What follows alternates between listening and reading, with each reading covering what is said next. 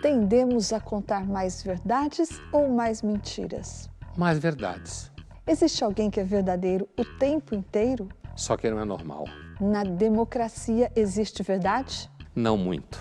Temos como definir o que é verdade ou cada um tem a sua verdade? Hoje é muito mais cada um tem a sua verdade.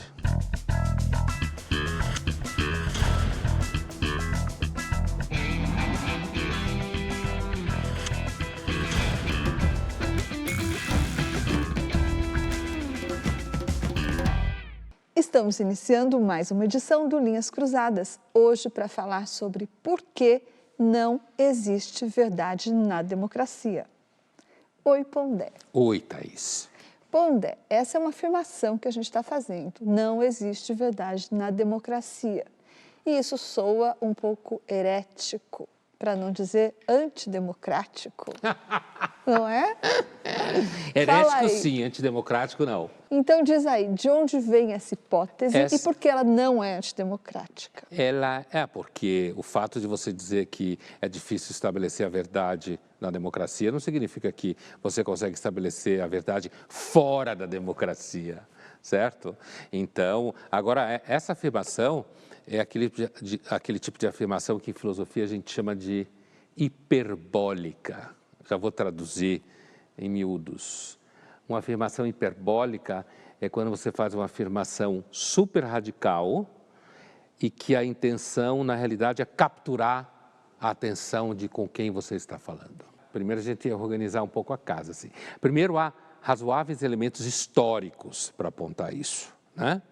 Se a gente fala da Grécia, por exemplo, e quando a democracia acontece na Grécia, ela acontece a partir do momento em que os gregos precisam arrumar a casa, a Grécia tinha entrado num período de decadência, não existia mais monarquia, inclusive a fé nos deuses, né? A crença nos deuses, era tudo muito confuso, porque os deuses gregos também eram confusos.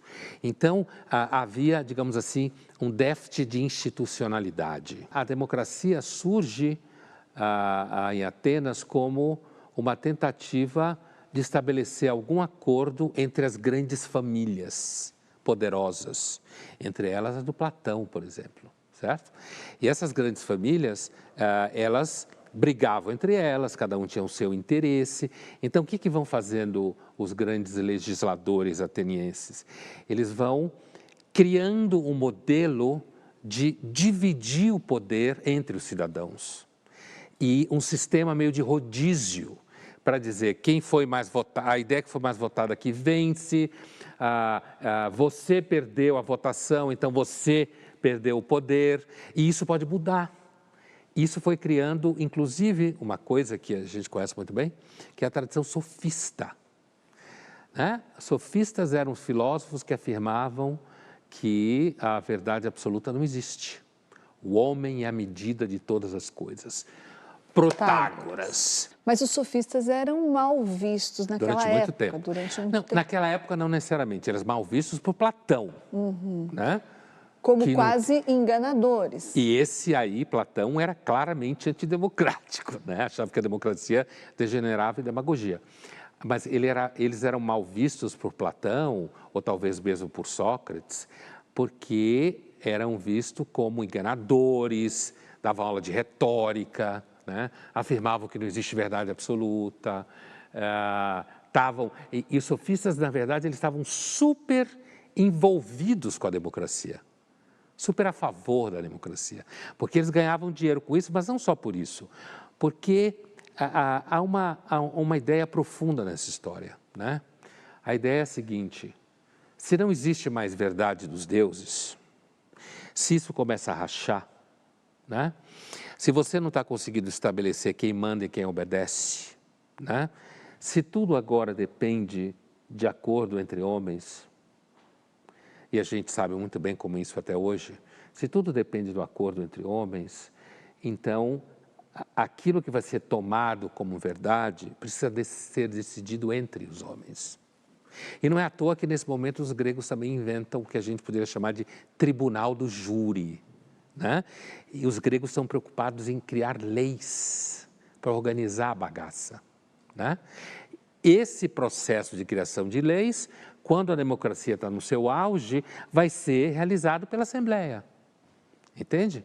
E aí você olha para isso e diz assim, onde que está a verdade? A verdade está em quem conta a melhor história, quem apresenta supostamente mais fatos, quem está no poder, quem ganha a votação, certo? Todo mundo sabe disso, sobre a democracia ateniense. Eu digo quem conhece a história dela. Então, na verdade, os sofistas tinham alguma razão? Os sofistas seriam, assim, Foucaultianos avant la lettre, Pondé? Então, Thaís, essa sua pergunta é muito boa, sabe por quê?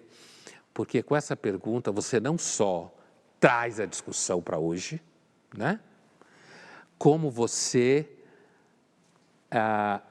põe o dedo na ferida de quem fica horrorizado quando se pensa que é difícil estabelecer a verdade na democracia. Na realidade, é difícil estabelecer a verdade em qualquer lugar, né? É que na democracia, como as opiniões variam, dependem, você tem que convencer, tem que ganhar, isso fica mais evidente, né? Mas não significa dizer que tem verdade na monarquia em si só. Mas por que a tua pergunta é fundamental? Primeiro porque Foucault, o filósofo do século XX, super importante, o Foucault pega essa expressão e ele vai dizer que episteme, na realidade, é um conjunto de crenças, um conjunto de narrativas que são tomadas como verdadeiras e que, nesse processo de se tornar verdadeira, na realidade, ela assume poder dentro de uma determinada sociedade ou de um determinado momento histórico.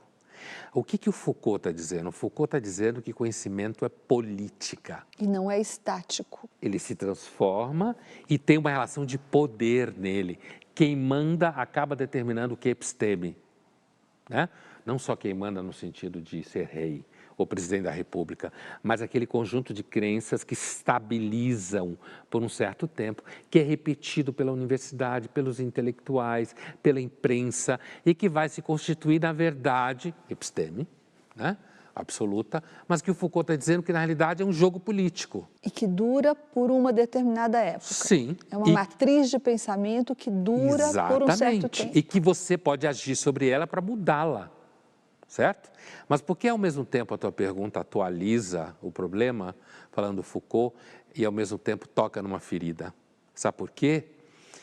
Porque normalmente todas as pessoas que se acham do bem, legalzinhas, elas estão dispostas a levantar o relativismo e dizer, não, isso é relativo. As pessoas facilmente endossam o relativismo quando elas querem destruir algum tipo de crença com a qual elas não concordam. Mas se você pegar o relativismo como se fosse uma espécie de canhão e você virar ele em direção às crenças que essas pessoas gostam, elas falam, não, para o ônibus que eu quero descer. Até aqui, até a página 4, a gente vai com essa história de relativismo. Daqui para frente, não. É inegociável. Não pode ser assim. E aí vem sempre aquela coisa que é o seguinte, porque se for até o fim, vira niilismo, vira ceticismo, cinismo, né? O que não é um argumento contra o ceticismo. Dizer que ele pode gerar desespero não é argumento contra ele, né? Mas isso é uma outra discussão. Então, Thaís, esse tema, quando você pergunta o que isso tem a ver com Foucault, o Foucault tem uma filosofia profundamente sofista, né? E todo ponto de vista sofista coloca no centro a ideia de que qualquer verdade, qualquer episteme, depende do ponto de vista, depende de quem está no poder, daí conhecimento é poder, ou é política para Foucault. E essa afirmação só é legal quando você está destruindo aquilo que os outros acreditam que é verdade. Quando é o que você acredita que é verdade, não, aí não.